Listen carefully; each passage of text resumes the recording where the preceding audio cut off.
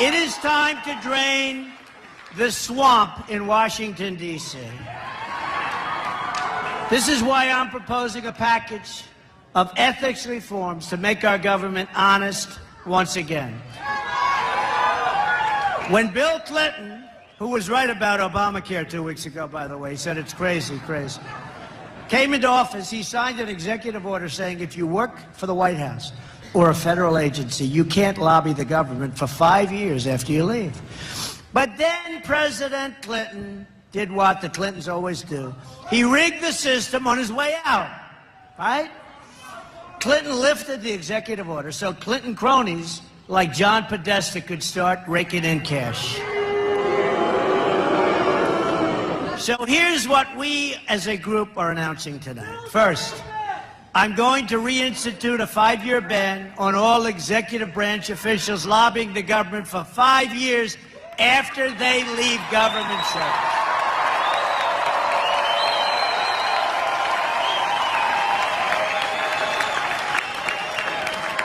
I'm going to ask Congress to pass this ban into law so that it cannot be lifted by executive order, right? Second, I'm going to ask Congress to institute its own 5-year ban on lobbying by former members of Congress and their staffs. It's enough. Third, I'm going to expand the definition of lobbyists so we close all the loopholes that former government officials use by labeling themselves consultants, advisors, all of these different things, and they get away with murder. Not going to happen. Fourth, I'm going to issue a lifetime ban against senior executive branch officials lobbying on behalf of a foreign government. And fifth, I'm going to ask Congress to pass a campaign finance reform that prevents registered foreign lobbyists from raising money in American elections and politics. This will go a long way to ending our government corruption, but we will end economic stagnation also, and that will help. My plan for the economy can be summed up in 3 very beautiful words: jobs, jobs, jobs. Jobs. They're taking our jobs away. They're going to Mexico. They're going all over the place. We're going to keep our companies here, folks. They're not leaving. If they want to leave, there will be consequences. You understand that. And they won't leave. When they hear there's consequences, they're not leaving. Believe me, they're not leaving. Our politicians have worked for years to try and keep our companies. It's so easy. It's so easy. You want to leave, you want to build whatever you want to build. Cars, Ford is leaving. Carrier's leaving. So many companies, there's so many. You know, we lost 70,000 factories. 70,000 factories since the signing of NAFTA. I thought it was a typographical error. I figured maybe 700, maybe 7,000, 70,000 factories. At the center of my jobs plan will be fixing our terrible trade deals. They are horrible. 47 million Americans are in poverty, and 45 million Americans are on, right now, food stamps. We have nearly an $800 billion annual trade deficit in goods with the rest of the world, and the worst so-called recovery by far since the Great Depression. Did you see the jobs numbers the other day? Horrible. You saw our GDP is going to be, in my opinion, less than 1%. You know, if China goes to 7%, 8%, 9%, it's like a national catastrophe. If we're at less than 1%, which is what it will be, it's like, oh, what else? We're not going to put up with it. It's the Clintons who gave us NAFTA. He signed it, remember that. Bill Clinton signed the worst trade deal in the history of the world. And the Clintons who gave us China's entry into the World Trade Organization. Here in Wisconsin, do we love Wisconsin? You know why I'm here? First of all, I have a lot of friends here, but you know why I'm here? I'm here because everyone's calling me. Everyone's calling saying we're going to win Wisconsin. It's okay. It's not so traditional. No, but it's not so traditional for a Republican to be in this position. Mostly they say, well, we'll have to skip Wisconsin. Not me. We're going to win Wisconsin. So companies like Briggs & Stratton has cut thousands of manufacturing jobs and moved them where? To China. GE Healthcare recently closed its Milwaukee location and shipped those jobs to Mexico. Did you know that, Sheriff? They just closed up. That's a lot of jobs they shipped over to Mexico. Johnson Controls shuttered its plants in Milwaukee and West Allis and moved the jobs to Mexico and moved the jobs to China and moved the jobs all over the place except to here.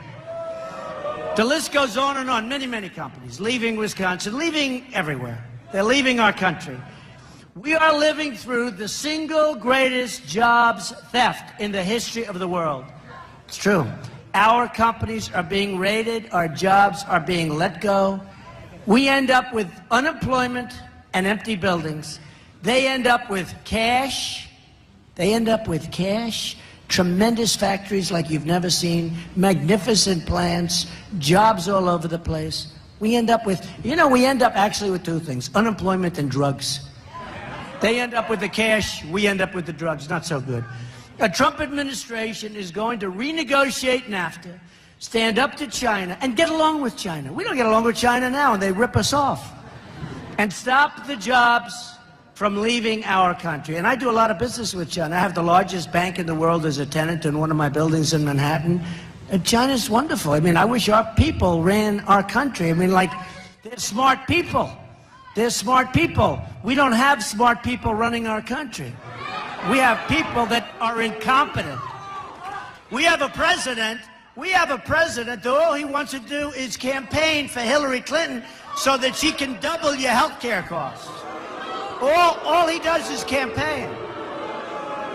This guy, every time you see him, he's campaigning for Clinton, and frankly, he ought to be working on jobs. He ought to be working on the Second Amendment and the border and all of these different things. He ought to be working on taking care of our veterans, right? And our military. I mean, here's a guy. We go into Mosul. Now, why don't we just go in quietly, right? They used to call it a sneak attack. Let's call it, we want to do it nice and easy. I've been reading about it for 4 months. Now, a primary reason for going in was we wanted to get the leaders of ISIS, right? They're gone, folks. They're gone. They're smart people. They read the same newspapers and articles that we read. They said, hey, they're going to attack Mosul in 4 months. Let's get the hell out of here. They're all over the place. How stupid are our people? Can you imagine the great General George Patton and General MacArthur? I really had a lot of respect. You know what they're doing, right? They're spinning in their grave. And I see we will be attacking sometime next week. I've been reading about this for months. And honestly, a big, big part I've always heard. And I always used to wonder why they don't go in. But I meant like quietly, boom, right? Surprise. Do you remember they used to call it the element of surprise? Now our element of surprise is in 4 months, we will be attacking Mosul. I wonder what General Flynn, what our generals think about that. Not too good. Not too good. I can tell you what General Flynn thinks of it. As part of our plan to create at least 25 million jobs in 10 years, we're going to lower our business tax from 35% to 15%.